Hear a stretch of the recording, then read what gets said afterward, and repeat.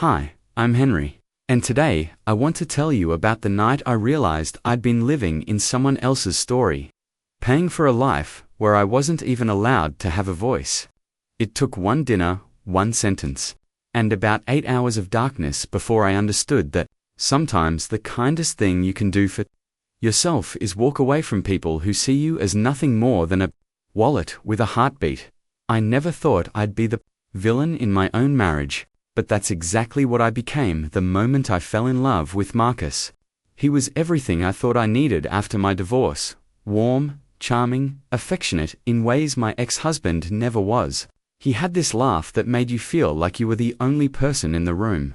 And when he looked at me, I felt seen for the first time in years. We met at a community art class, both of us terrible at pottery, both of us laughing at our lopsided bowls. 6 months later, he moved into my house, the one I'd worked 60-hour weeks to keep after the divorce, and with him came his daughter, Sienna, 17, sharp-tongued, and already convinced I was the enemy. I told myself it was normal. Teenagers are difficult. Blended families take time. I could win her over with patience, with kindness, with effort. I was wrong about all of it. The dinner happened on a Thursday in late September. I remember because the air had that first bite of autumn in it, the kind that makes you want to cook something warm and filling.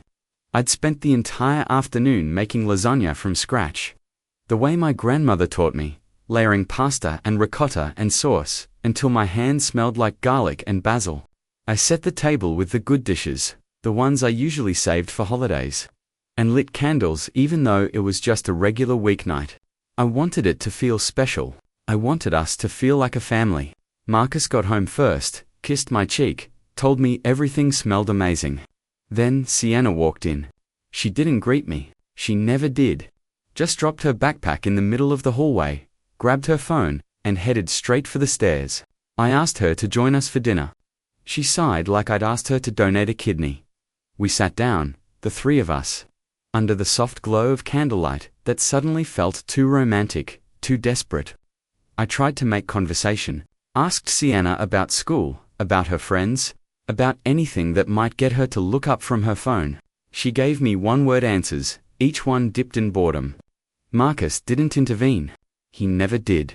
He just ate quietly, occasionally glancing at her with this soft, indulgent smile, like her rudeness was something adorable instead of corrosive. I could feel the frustration building in my chest, hot and tight. Finally, I said something I shouldn't have. I didn't raise my voice. I didn't snap. I just said, quietly, carefully, "Sienna, could you please put your phone down while we're eating? I worked really hard on this meal, and it would mean a lot to me if we could just talk for a few minutes." The silence that followed was so thick I could feel it pressing against my ear. She looked up at me, slowly, deliberately, and her eyes were cold in a way that made my stomach drop. Then she smiled. Not a nice smile. The kind of smile that tells you someone's about to say something they've been saving up. "You're not my mother," she said, her voice clear and steady, loud enough that there was no mistaking it. "You're just some lonely woman who bought my dad's attention with a house and a bank account. Don't pretend you care about me. You just want to feel like you're part of something." The words hit me like ice water. I felt my face go hot, then cold, then numb. I opened my mouth, but nothing came out. I looked at Marcus, waiting for him to say something. Anything. To defend me. To tell his daughter that cruelty wasn't acceptable in our home. But he didn't. He just reached across the table and touched Sienna's hand gently, like she was the one who needed comforting. Then he looked at me, and his voice was soft, almost apologetic, but not to me. "Hazel, you know she's been through a lot. Her mum and I splitting up was hard on her. Maybe just give her some space tonight." Space, that's what he called it. Not accountability. Not respect. Space. For her. Not for me. I felt something inside me crack, something I didn't even know was holding me together. I stood up slowly, my chair scraping against the hardwood floor. My hands were shaking. I excused myself, said I needed air, and walked out of the dining room without looking back. I heard Marcus call after me, but his voice sounded distant, like it was coming from underwater. I went upstairs to our bedroom, closed the door, and sat on the edge of the bed in the dark. The candles were still burning downstairs. The lasagna was getting cold, and I was completely, utterly alone. I didn't cry. That surprised me. I thought I would. Instead, I just sat there, staring at the wall, replaying the moment over and over in my head. Not just what Sienna said, but what Marcus didn't say. The silence was louder than her insult. It told me everything I needed to know. I wasn't his partner. I was his safety net. A place to land, a roof over his head, someone to fund his comfortable life while he coddled his daughter's cruelty. I thought about all the things I'd paid for in the past year. Sienna's new laptop for school. Her car insurance, because Marcus said he was a little short that month. The family vacation to the coast that I'd planned and paid for entirely. Watching them laugh together in the surf while I took photos from the beach. The designer clothes she'd begged for, the concert tickets. The endless takeout orders she'd have delivered to the house without asking. I'd told myself it was an investment in our future, in building trust. But trust is supposed to go both ways. And I'd been the only one investing. Around midnight, I finally moved. I opened my laptop and started looking at bank statements, credit card bills, every financial document I could access. The numbers stared back at me like evidence in a crime I'd committed against myself. Over $18,000 in the past year alone. Spent on Sienna, on Marcus, on a life they enjoyed while I worked late and skipped lunches to save money. I found charges I didn't recognize. A hotel room in the city. Expensive dinners at restaurants we'd never been to together. I texted Marcus, "Who did you take to Verona's last month?" 3 little dots appeared, then disappeared, then appeared again. Finally, just a work thing. Why? I didn't respond. I opened my closet and pulled out the file box I kept on the top shelf. The one with all our important documents. Marriage certificate. Mortgage papers. And then, I found it. A credit card statement in my name that I'd never opened. The billing address was Marcus's old apartment. The charges were recent, frequent, all over town. My hands went cold.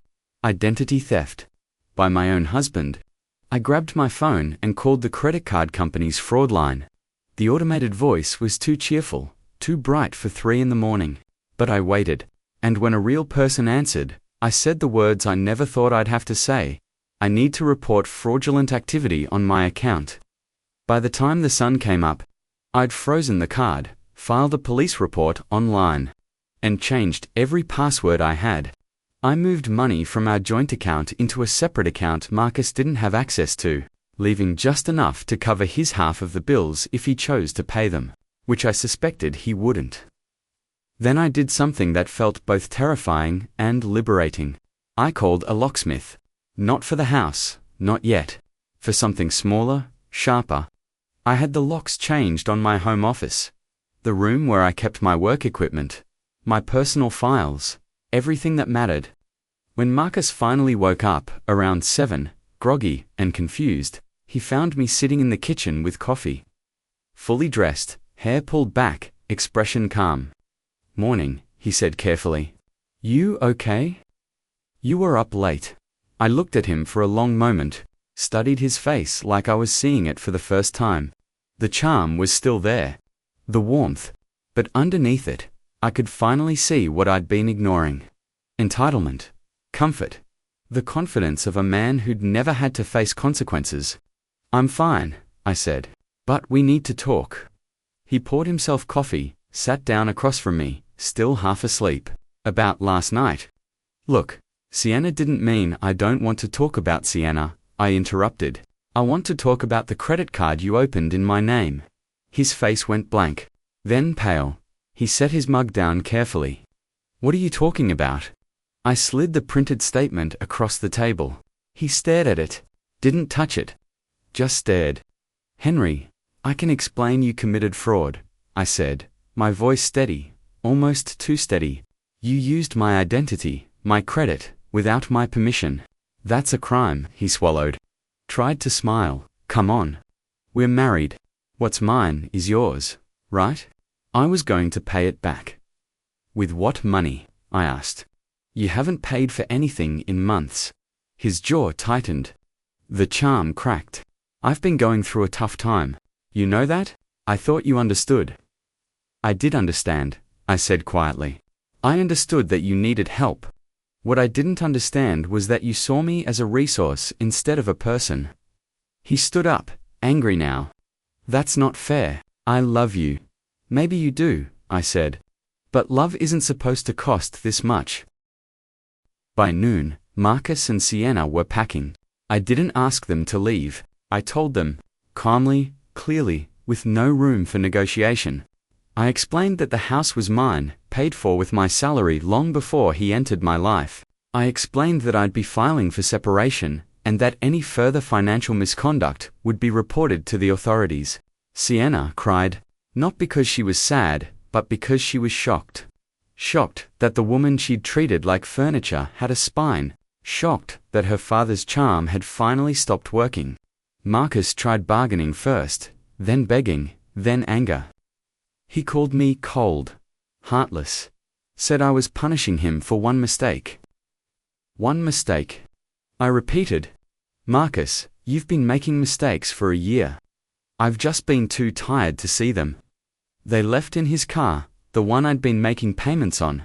I let them take it. I'd already called the lender and removed my name. It was his problem now. When the door finally closed behind them, the house fell silent. The same silence from the night before. But this time it didn't feel suffocating. It felt clean. I walked through each room slowly, noticing things I hadn't noticed in months. The way the light came through the kitchen window in the afternoon. The smell of my lavender candles. The space. My space. I made myself lunch, something simple, soup and toast. I ate it slowly, sitting at the table I'd set with candles just the night before. The lasagna was long gone, scraped into the trash. But I didn't feel sad about it. I felt awake. The weeks that followed were strange, quiet, but not empty. I worked, I painted, I took long walks in the evenings without checking my phone every 5 minutes. I reconnected with friends I'd neglected, women who'd been gently warning me about Marcus for months. They didn't say, I told you so. They just hugged me and told me they were proud.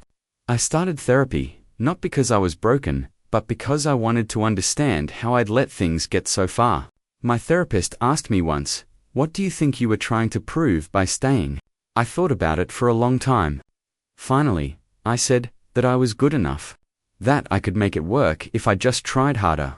She nodded. And now I know I was always good enough. They just weren't good for me. Marcus tried reaching out a few times. Long texts, apologies, promises to change. I didn't block him. I just didn't respond. Silence, I learned, is a complete sentence. Sienna sent one message, short and bitter. Hope you're happy now. I stared at it for a while. Then I typed back, I'm getting there. And I was not happy yet, not entirely, but lighter, freer. Like I'd been carrying a weight I didn't realize was crushing me until I set it down. One evening, about 2 months after they left, I was sitting on my porch with a glass of wine, watching the sunset, when my neighbor, an older woman named Dolores, came over. She'd watched the whole thing unfold, seen Marcus and Sienna pack up and leave, never asked questions. She sat down next to me without invitation, the way good neighbors do. You did the right thing, she said simply. I looked at her, surprised. How do you know? She smiled. Because you're still here. And they're not. It was the truest thing anyone had said to me in a long time. I never saw Marcus again after the divorce was finalized. He moved to towns over, last I heard. Sienna went to college, funded by student loans and her mother, not by me. I didn't follow their lives. Didn't check social media. Didn't wonder if they were okay. That wasn't cruelty. It was boundaries. And boundaries, I learned, are the kindest thing you can give yourself. My life now is simple in the best way. I wake up when I want. I cook meals I actually enjoy. I spend my money on things that matter to me. Art supplies, travel, donations to causes I care about. I started dating again, casually, carefully, with the kind of clarity that only comes from surviving something you thought might break you. And every time I sit down at my dining table, the one I set with candles and hope and homemade lasagna, I remember that night, not with bitterness, but with gratitude. Because that night, in the silence after Sienna's cruelty and Marcus's betrayal, I found something I'd lost: myself. If you've ever been told you're not enough, if you've ever paid for love with your dignity, if you've ever wondered if walking away makes you the villain, let me tell you something. It doesn't. Walking away from people who drain you isn't giving up. It's waking up. And sometimes the most powerful revenge isn't destruction. It's peace. Thanks for listening.